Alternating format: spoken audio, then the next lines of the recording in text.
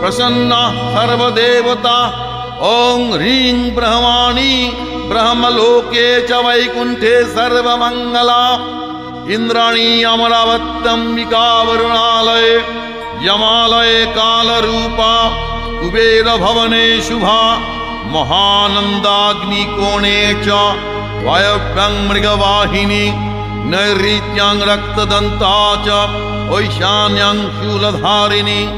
पतले वैष्णवी रूपा सिंहले देवमोहिनी। सुरसा च मणिदीपे लङ्कायां भद्रकालिका। रामेश्वरी सेतुबन्धे विमला पुरुषोत्तमे। विरजा औड्रदेशे च कामाख्या नीलपर्वते। कालिका वङ्गदेशे च अयोध्यायां महेश्वरी। वाराणस्याम् अन्नपूर्णा गयाक्षेत्रे गयेश्वरी।